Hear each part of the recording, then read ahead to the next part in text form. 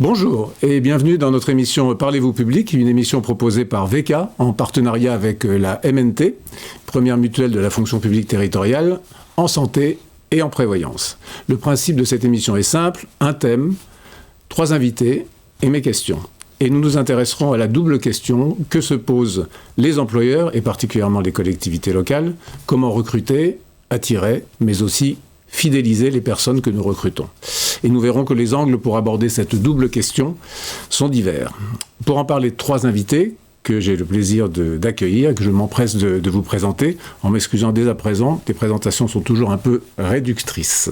Valérie Bouvier, vous êtes juriste de formation, après différents postes de management au sein du ministère de la Justice, puis dans la fonction publique territoriale. Vous avez été DGS au sein d'une communauté de communes.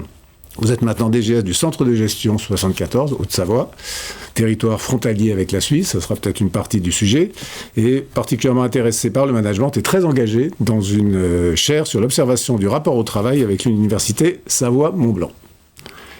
Virginie Gregory, vous avez un parcours universitaire, école de commerce, vous avez œuvré dans le privé et le public, vous êtes dans les ressources humaines par choix, c'est bien de le dire, depuis 10 ans.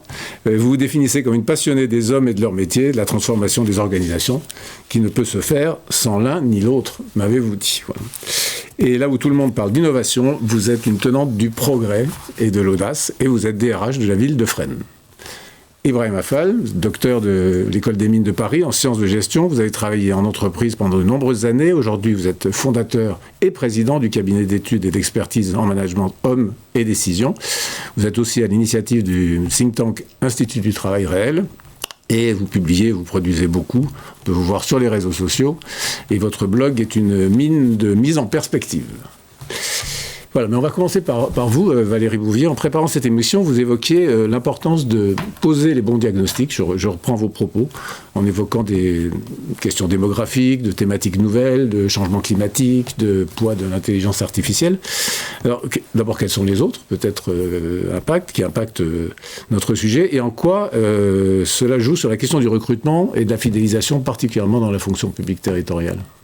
Bonjour à toutes et à tous. Effectivement, je pense que quand on aborde des questions, des interrogations, des questionnements, la première des choses, en tout cas c'est la démarche que j'ai toujours eue, quels que soient les environnements dans lesquels j'ai travaillé, c'est de se poser la question du diagnostic, c'est-à-dire qu'est-ce qui se passe et qu'est-ce qui fait qu'on est soumis à des problématiques qu'il va falloir résoudre. Et sans un bon diagnostic, généralement si on ne pose pas les bonnes questions, il est peu probable qu'on ait les bonnes réponses. Et donc à force d'observer, moi je me suis aperçu que il y avait un certain nombre de paramètres qui étaient parfois évoqués isolément, mais rarement de façon complète. Pour moi, ce qui est important, c'est justement d'avoir cette vision un petit peu holistique et sur la partie de la difficulté du recrutement, on a d'abord le virage démographique. C'est-à-dire qu'aujourd'hui, la France voit dans les départs à la retraite à peu près 800 000 personnes par an, pour des arrivées sur le marché du travail qui sont déficitaires à peu près de 600 000. Donc ça veut dire qu'aujourd'hui, grosso modo, pour 10 départs à la retraite, nous n'avons que 8 entrées sur le marché du travail. Donc ça pose la question déjà du nombre de personnes qui arrivent sur le marché du travail. D'ici 2030, sur mon territoire, c'est 37% des secrétaires de mairie qui partiront à la retraite. Donc c'est déjà un chiffre en soi qui parle tout seul.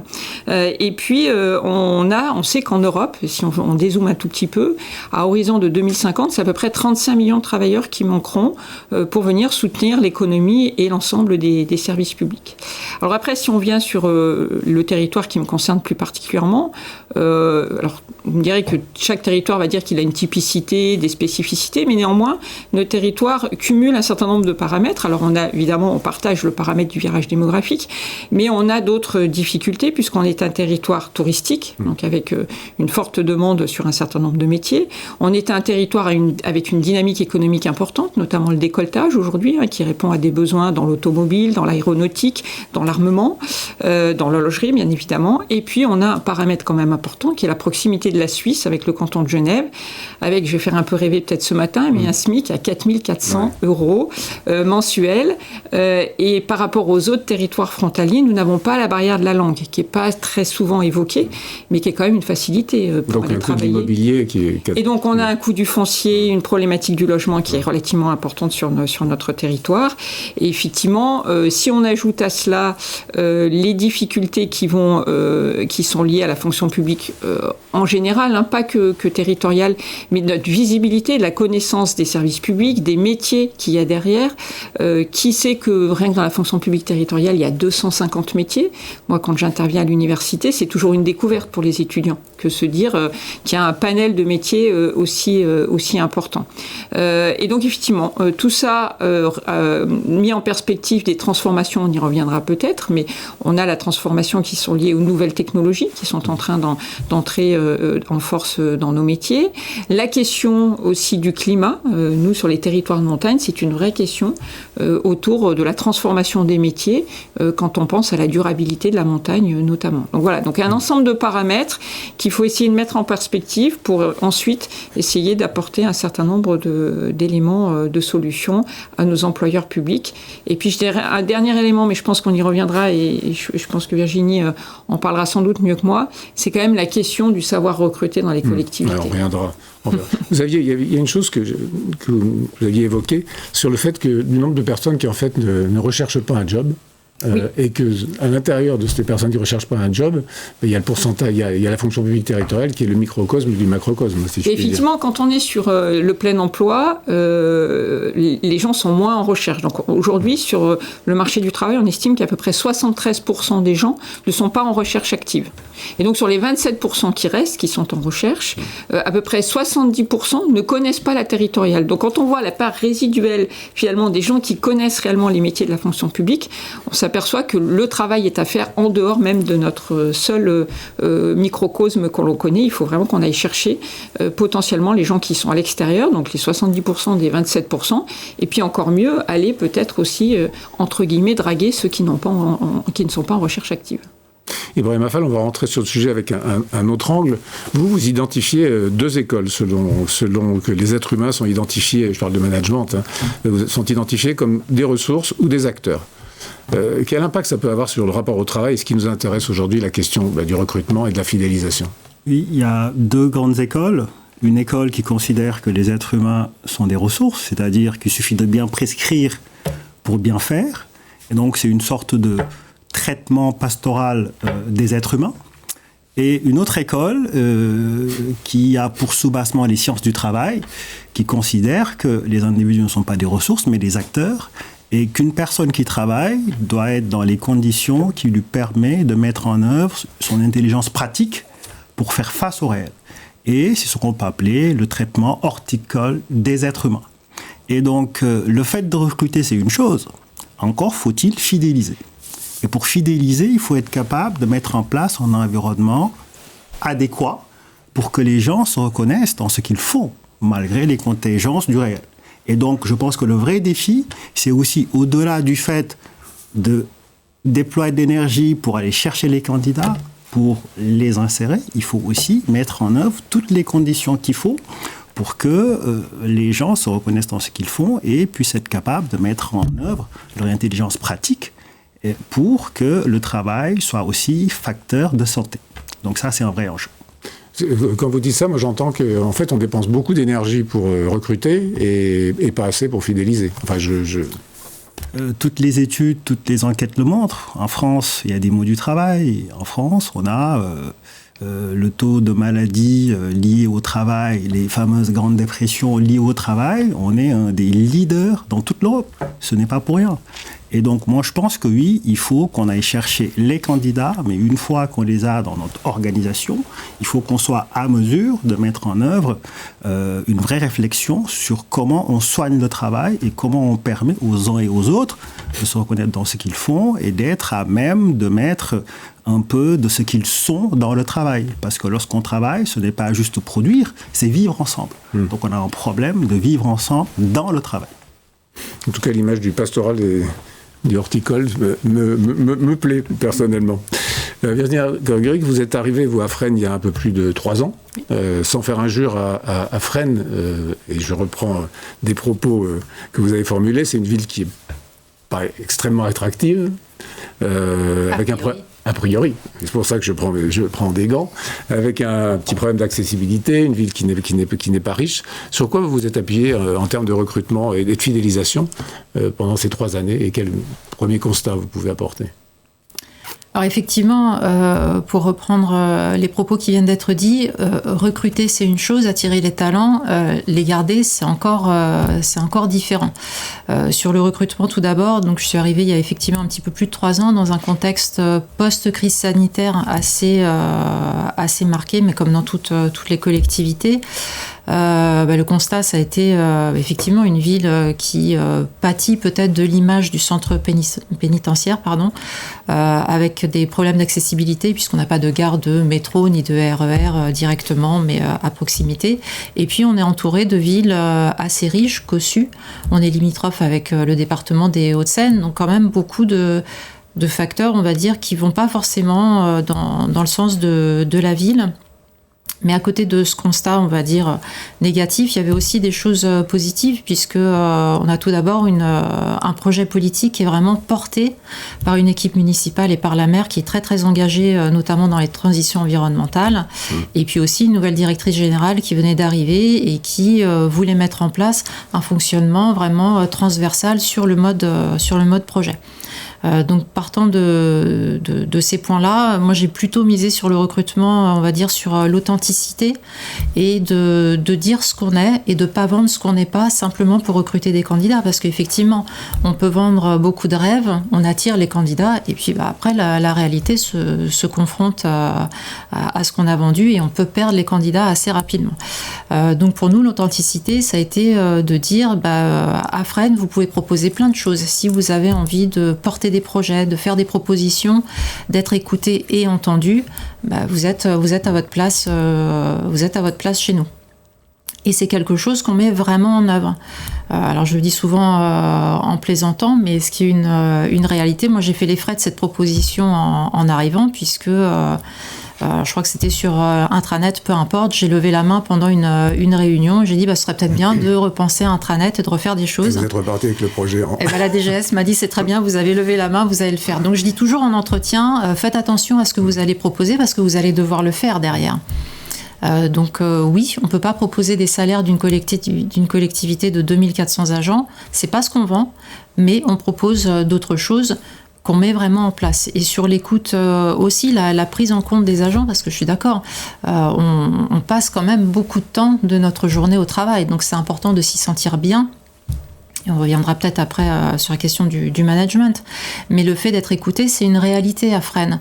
Les agents sont entendus, sont pris en compte. Ça ne veut pas dire que tout est mis en œuvre, mais en tout cas, il y a une réelle prise en compte, il y a une attention qui est portée aux agents. On a par exemple mis en place un baromètre qualité de vie santé au travail pour voir ce que pensaient vraiment les agents et mettre en place des actions correctives derrière. Et sur la fidélisation, on est un peu sur le même pan. Sur le management, on porte vraiment un discours de ce qu'on veut notre ligne managériale, qu'on applique et qui doit permettre aussi de fidéliser et de garder les agents, parce qu'un management délétère, c'est ce qui entraîne souvent le départ des agents. Oui, on reviendra sur ce sujet. Ce que vous évoquiez tout à l'heure à demi-mot, c'est le problème de certaines marques employeurs de collectivités, et pas que de collectivités d'ailleurs, qui en fait créent elles-mêmes de la déception, avant même de... Tout à l'heure, Valérie, vous évoquiez les différents freins inhérents à la fonction publique, territoriale en l'occurrence. Est-ce qu'on peut revenir un petit peu là-dessus, parce qu'il y en a d'autres parmi ceux que vous avez évoqués, notamment il y a la visibilité, on peut en reparler, mais il y a aussi, je dirais, la qualité du recrutement, le temps du recrutement aussi. Le nombre de fois où j'ai entendu des gestes de collectivité dire on n'a pas eu tel candidat parce qu'on a mis 3 mois, 4 mois, je ne sais, pour répondre. Quelle est votre analyse ? Oui, effectivement, alors les freins sont nombreux. J'allais dire déjà, les freins partent sans doute du système scolaire, c'est-à-dire que l'Institut Montaigne a sorti une étude très intéressante là, il y a quelques jours, qui montre que moins de 50% des jeunes sont pris en charge par des organismes publics en termes d'orientation. Et le chiffre le plus marquant, c'est que 71% des jeunes disent être accompagnés dans leur orientation par leur mère. Voilà, même pas les parents, leur mère. Donc ça veut dire que il y a déjà un marqueur familial fort dans l'orientation et dans l'accompagnement des jeunes. Et 69% de ces mêmes jeunes, donc c'est une enquête qui s'est faite auprès des 16-30 ans, 6 000 jeunes, 69% disent être très stressés par Parcoursup. Donc on voit que déjà que le passage entre l'orientation et le monde du travail est déjà empreint de ces difficultés. S'agissant effectivement des freins dans la fonction publique, sur les délais, c'est-à-dire qu'on a des délais obligatoires de publication dans la fonction publique. Néanmoins, en tout cas nous, quand on accompagne des collectivités, on leur dit qu'ils peuvent très bien s'affranchir de ce délai dès lors qu'ils ont des CV pour pouvoir déjà entretenir une relation de proximité avec le candidat.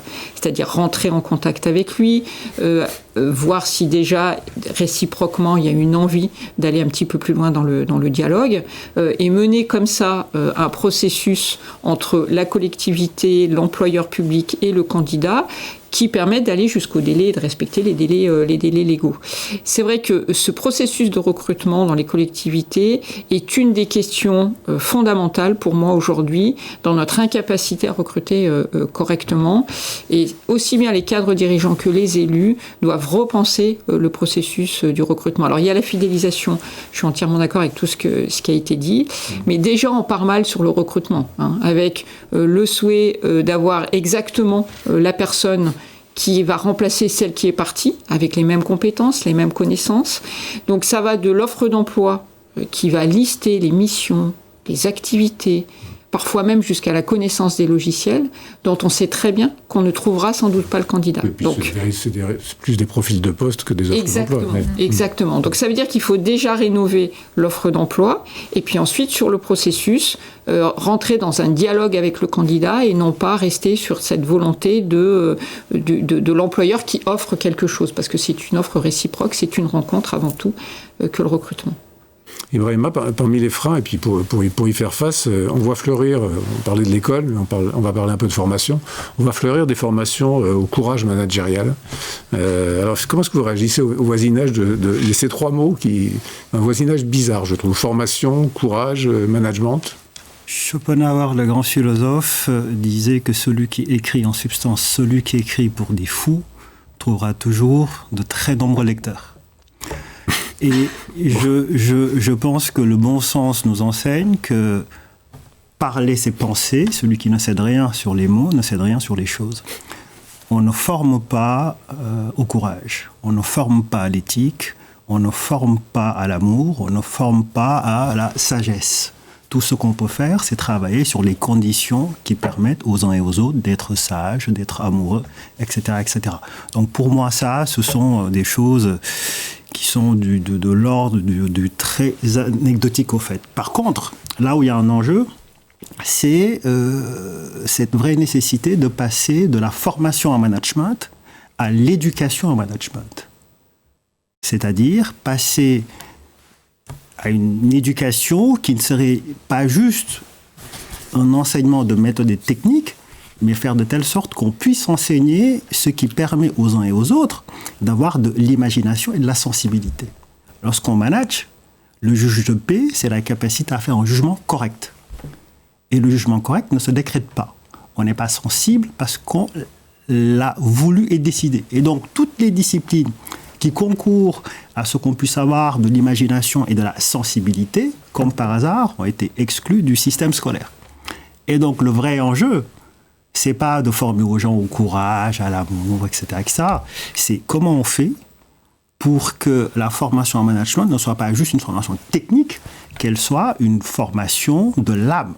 Et pour former l'âme, il n'y a pas plus efficace que la littérature, la poésie, etc., etc. Toutes ces choses-là dont on dit qu'elles ne servent à rien. Elles sont fondamentales pour moi. Ce sujet, on a commencé à l'évoquer tout à l'heure. Vous avez prononcé le mot, c'est vrai, sur cette question de la qualité du management dans la fonction publique territoriale, qui a un impact évident, de mon point de vue, sur la fidélisation. Le recrutement un peu, mais la fidélisation beaucoup. Alors, entre le discours et la réalité des managers au quotidien, où est-ce qu'on peut mettre le curseur sur la manière de s'améliorer ? Alors, On trouve beaucoup de littérature sur les réseaux sociaux, sur ce qu'est un bon manager aujourd'hui. Moi, je ne sais pas ce qu'est un bon manager. Est-ce que c'est le management par le paquet de bonbons, le baby-foot, l'empathie, la bienveillance? Moi, ce qui m'interpelle dans toutes ces différentes modes ou vagues, c'est ce qu'on met vraiment dedans. Et quelle est la réalité du manager au quotidien? Je ne sais pas si un manager au quotidien qui est face à une difficulté avec un agent qui peut être un peu en perte de vitesse, ou un projet qui n'avance pas, ou une pression des élus ou de la direction générale, je ne sais pas si réunir tout le monde autour d'un baby-foot, ça va vraiment résoudre son problème. Après, effectivement, le courage et la confiance, moi, c'est des choses qui me paraissent essentielles. Alors, on ne forme pas au courage, je suis d'accord. Ce qu'on a fait à Fresnes pour nos managers, puisque la ligne managériale est importante, hein, certains peuvent la remettre en question. En tout cas, moi, à ce jour à Fresnes, la ligne managériale est importante parce que c'est elle qui permet de dérouler un projet politique, de le mettre en œuvre en tenant compte des réalités du terrain, des difficultés qu'il y a sur le terrain, des difficultés financières qui sont rencontrées, des difficultés avec les équipes, par exemple aussi en termes de recrutement et de fidélisation, pourquoi pas. Donc pour moi, on ne peut pas se passer de la ligne managériale. Ça veut dire qu'il faut appuyer nos managers. Alors, certes, il y a des formations. Hein. Nous, on essaye de vraiment faire des choses très adaptées avec un parcours de formation managériale. On a également des séminaires annuels et puis des temps mensuels où on essaye d'avoir des angles un peu différents, des reculs, des pas de côté, où on essaye de faire des parallèles avec d'autres disciplines. Par exemple, le management sportif ou la haute gastronomie. On essaye d'avoir des temps d'échange aussi avec des avocats pour essayer de sortir un petit peu nos managers de la tête du guidon dans lequel ils sont au quotidien. Et puis aussi, à côté de ça, on a valorisé la fonction managériale quand on a mis en place le RIFSEP en disant oui, vous avez des difficultés, oui, on les reconnaît. Bon, la contrepartie, c'est qu'après, il faut y aller. Et puis, je pense aussi, ce qui est important, c'est qu'il y a un vrai portage de la direction générale et de la direction vis-à-vis du management. C'est-à-dire que nous, on n'infantilise pas les managers. On leur dit, vous êtes en responsabilité, ce qui veut dire aussi qu'on ne reprend pas leurs décisions derrière. Alors, je ne dis pas ponctuellement, il peut arriver qu'il y a vraiment une grosse erreur ou une faute et qu'un DGA arrive derrière. Mais là, par exemple, on est en plein dans les promotions internes sur les attachés, les agents de maîtrise. Donc, on a mis en place des entretiens carrière pour les agents. C'est-à-dire que le manager doit expliquer à son agent et le recevoir quel est l'avis qu'il porte et pourquoi. Mais une fois qu'il a posé cet avis, on a un circuit de visas derrière, mais qui ne sont pas des visas de validation. Il peut y avoir des explications préalables, mais vraiment, on permet au manager de s'exprimer et d'être en responsabilité. J'ai envie de vous poser la même question, Valérie, en rajoutant une, c'est... je ne sais pas comment formuler ça, mais en fait, le manager, ce n'est pas véritablement un métier. C'est difficile pour beaucoup de gens... ils ont une activité, ils deviennent managers, voilà. Mais le lien n'est pas toujours facile. Et en plus, pour parler de courage, peut-être qu'à certains moments, le courage, c'est de ne pas mettre telle ou telle personne à tel poste de management, précisément. Mais c'est une des difficultés, c'est que, alors je connais moins le système du privé, mais c'est vrai que dans la fonction publique, et je l'ai connu aussi au ministère de la Justice, c'est que finalement, la promotion repose sur la capacité d'abord technique du savoir-faire. Et on peut être très bon expert et pas forcément être un bon manager, un bon chef d'équipe, quelqu'un qui va savoir emmener, qui va rassurer, qui va donner de la confiance. Et donc effectivement, pour moi, c'est des appétences et des compétences différentes. Et peut-être qu'il y a un vrai travail à faire pour la fonction publique, de pas simplement valoriser les personnes à travers la prise de responsabilité d'une équipe, mais on peut très bien avoir des gens qui resteront des experts toute leur vie et qui excelleront et qui pourront avoir des parcours d'excellence dans la fonction publique, et d'autres, effectivement, qui viendront s'essayer à cette mission difficile, hein, qui est effectivement, parce qu'on parle beaucoup du manager vis-à-vis de ses équipes, mais parfois le manager peut aussi avoir des coups de moins bien, être fatigué et lui-même arriver le matin avec des difficultés, et pour autant, il faudra qu'il fasse face à son équipe et qui continue de l'emmener. Donc effectivement, cette dichotomie entre l'expertise d'un côté et la capacité à manager, elle n'est pas suffisamment appréhendée, je trouve, de façon globale. global. Et puis je rajouterai un point qui me semble important sur ce que disait Virginie, c'est que on parle beaucoup aujourd'hui du sens des métiers, du sens que les jeunes notamment viennent chercher à travers la fonction publique. Il y a un point qui me semble important, c'est que vraisemblablement on met pas les mêmes mots et les mêmes sens sur les mots. C'est-à-dire que si effectivement le sens du service public est nécessaire, pour autant il n'est pas forcément suffisant. C'est parce que les gens s'engagent vers le service public qu'ils vont y trouver exactement ce qu'ils recherchent. Et c'est vraiment dans leur environnement proche, et c'est ce que disait Brema, c'est vraiment dans leur environnement proche qu'ils vont, et dans cette capacité à vivre ensemble, qu'ils vont pouvoir trouver effectivement ce dont ils ont envie. Et il y a cette forme de redevabilité peut-être dont on ne parle pas assez. C'est-à-dire que on s'attache effectivement au bien-être peut-être des personnes sans travailler la redevabilité vis-à-vis d'une institution, d'une organisation. Et ça, c'est peut-être un sujet, je trouve, qu'il faudrait peut-être qu'on aborde un peu plus aussi dans les enjeux managériaux qui sont posés dans les collectivités. Ibrahim Mafal, si vous avez envie de réagir à ces propos, puis peut-être une question que j'aimerais vous poser, parce que je sais qu'on parle des réseaux sociaux et de beaucoup de choses qu'on lit à droite à gauche, notamment tout ce qu'on entend beaucoup sur les soft skills, qui sont devenus un peu l'alpha et l'oméga du bon management, si je puis dire, notamment en termes de recrutement et de fidélisation. Est-ce qu'il y a, de votre point de vue, une face sombre des soft skills, si je puis dire? On parlait du bien-être, mais tous les grands spécialistes du travail nous disent qu'il n'y a pas de bien-être sans bien faire. Et je pense que le débat sur les soft skills nous empêche de parler du bien faire. Quelles sont les conditions qui permettent de bien faire?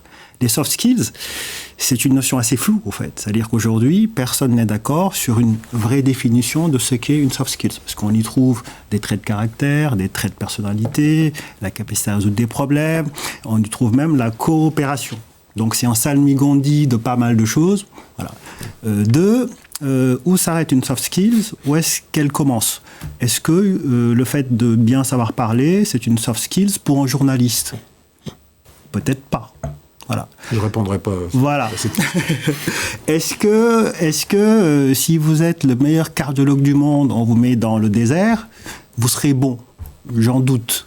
Donc il ne suffit pas que vous ayez des soi-disant soft skills pour pouvoir bien faire, au fait. Et donc pour moi, le vrai enjeu, c'est le travail réel. Comment on soigne le travail?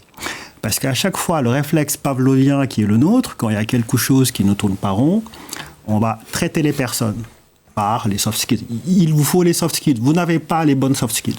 Il vous faut du conseil, du coaching, etc., etc. Tout ça pour ne pas voir la véritable problématique, c'est-à-dire les situations de travail. C'est beaucoup plus complexe. Il n'y a pas de recette. Donc, il faut aller voir chaque cas, descendre sur le terrain et voir comment les gens travaillent. Est-ce que les gens ont la capacité de délibérer sur le travail? Est-ce qu'on les écoute? Qu'est-ce qui est fait? Est-ce qu'il y a des règles de vie que les uns et les autres construisent ensemble? Ça, c'est beaucoup plus difficile de dire aux gens, écoutez, vous avez échoué parce que vous n'avez pas les bonnes soft skills. C'est-à-dire avoir plus un dialogue sur le travail qu'un dialogue social. Je pense que le véritable dialogue le véritable dialogue social plutôt, c'est sur le travail. D'accord. Voilà. Parce qu'on a laissé beaucoup de place à la loi qui nous dit de faire beaucoup de choses, et on a oublié la finalité. La finalité de la chose, c'est que la performance soit là, mais qu'elle soit à un prix acceptable pour les humains qui travaillent. Et donc le vrai enjeu, c'est que le dialogue social redescende dans les centres de production, là où se fait le travail réel.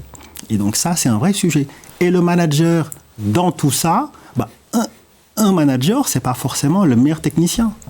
Oui. Mais c'est celui qui a une vraie imagination, une vraie sensibilité qui lui permet, malgré les écrans, les bons indicateurs ou les très mauvais indicateurs, malgré tous les écrans entre lui et le travail réel, d'arriver aussi à saisir la quintessence des choses et à avoir un jugement correct sur les choses.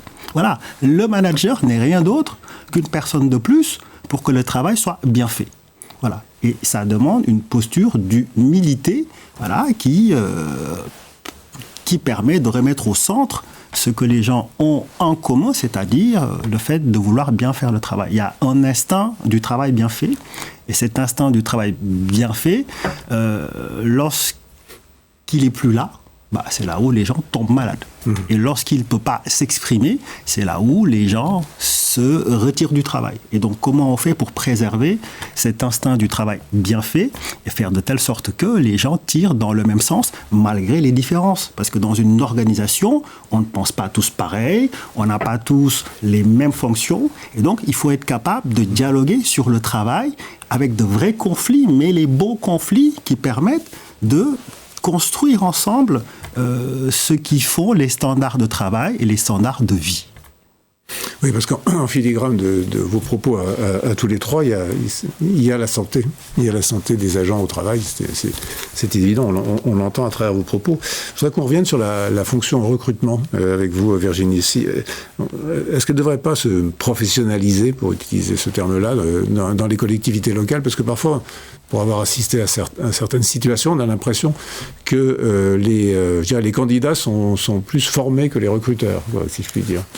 Ils se retrouvent face à parce que les élus, c'est pas leur métier, quoi, a priori. Non. Alors les élus, c'est pas leur métier, mais heureusement dans les équipes administratives, c'est assez différent. Mais oui, je pense qu'il y a quelque chose à retravailler, mais de part et d'autre, c'est vrai qu'aujourd'hui, on voit qu'on a des candidats qui arrivent ultra préparés. Alors, ce qui est bien, un candidat qui prépare son entretien, c'est toujours une bonne chose. Mais peut-être même des fois un petit peu trop, puisque, alors contrairement aux employeurs, aujourd'hui les candidats peuvent trouver énormément d'informations sur les réseaux sociaux, sur Internet, sur le projet politique, sur le climat d'une collectivité. Or, nous, à part essayer de googliser quelques candidats, finalement, on ne sait pas grand-chose. Donc, on n'est plus forcément en position de force. Et puis aussi, avec l'intelligence artificielle, aujourd'hui, un candidat, il peut très bien préparer son CV et sa lettre de motivation en mettant l'annonce, voire la fiche de poste, parce que c'est quand même souvent ce qui est diffusé. Et de la même manière, préparer l'entretien. Donc, on voit pendant les entretiens des candidats qui se préparent finalement à un exercice, mais qui n'a plus grand-chose à voir avec le réel. C'est-à-dire que oui, on doit certainement se professionnaliser dans nos process de recrutement pour être plus réactif et puis un petit peu plus instaurer un dialogue, je suis d'accord avec Valérie, avec les candidats. Moi, ma responsable de recrutement parle souvent de ferrer les candidats, j'aime bien cette expression. Mais pour ne pas les perdre, parce que c'est vrai que le marché de l'emploi, il est plutôt à la main des candidats encore qu'aux employeurs, même si ça s'est un petit peu rééquilibré. Mais je pense que de part et d'autre, on doit revenir à quel est l'objectif d'un entretien de recrutement. C'est-à-dire que pour nous, les employeurs, c'est vrai que c'est de trouver le bon candidat et pas le mouton à 5 pattes, parce qu'on sait très bien que le candidat idéal n'existe pas, et ça, on doit le travailler d'entrée de jeu. C'est pour ça que nous, à Fresnes, sur les entretiens de recrutement, enfin sur tout le process de recrutement, on travaille vraiment RH et opérationnel. Les deux sont liés, imbriqués de bout en bout, de la définition du besoin à la prise de décision. Mais du côté des candidats aussi, il y a peut-être quelque chose à retravailler sur ce qu'est la réalité de l'objectif du recrutement. C'est pas préparer une vidéo sur YouTube, c'est pas réussir un examen, répondre à des questions correctement. C'est est-ce que je corresponds aux besoins que l'employeur en face a, et est-ce que je vais m'épanouir dans ce travail? Est-ce que ça répond à ce que je vais être? Sinon, on en revient aussi à ce que je disais un petit peu plus tôt sur un autre sujet. Il y a la réalité du travail qui revient, et je suis d'accord avec Ibrahima. Parler de travail aujourd'hui, c'est pas un gros mot. C'est une réalité, c'est quelque chose de noble. Pour moi, c'est quelque chose qui est motivant en plus. Tout le monde n'est pas forcément à ce niveau. Mais un candidat qui a ultra préparé son entretien simplement dans l'objectif d'avoir une réponse positive et qui, confronté à la réalité du travail, se dit que finalement, non, c'est pas ce qu'il veut, c'est un échec de part et d'autre. Valérie, vous voulez réagir par rapport à ça? Oui, moi je suis en totale adéquation. Alors nous on dit absonner, mais c'est peut-être parce que on est en montagne et qu'on pêche. Mais on ferait absonner, on n'est pas loin. Mais oui, tout à fait. Moi je pense il faut. Je vais redonner juste un chiffre. C'est que les jeunes, toujours dans cette même étude de l'Institut Montaigne, disent qu'à 66%, ils sont déçus quand ils rentrent dans le monde du travail, et les diplômés sont plus déçus parce qu'ils ont le sentiment qu'ils ont déjà fait une partie du travail que la société leur a demandé, et quand ils en rentrent sur le marché du travail, ils ont des attendus qu'ils ne rencontrent pas. Les personnes qui travaillent dans les services sont majoritairement plus déçues que ceux qui travaillent en production. Donc il y a aussi ces sujets-là qu'il faut sans doute aborder de façon un petit peu plus fine.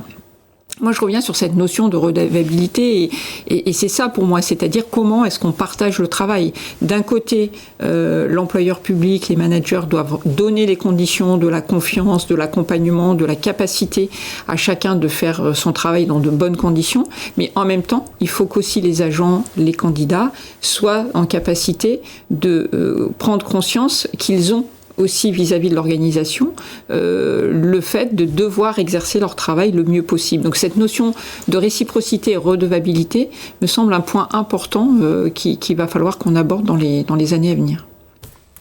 Un dernier mot. Je pense qu'on vit les conséquences de cette sorte de storytelling de part et d'autre, de la part des employeurs, de la part des gens qui cherchent du travail.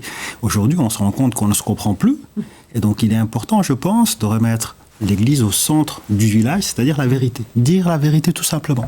La vérité, ça sert à deux choses, à être plus fort ou à être plus prudent. Bien, écoutez, merci beaucoup à tous les trois.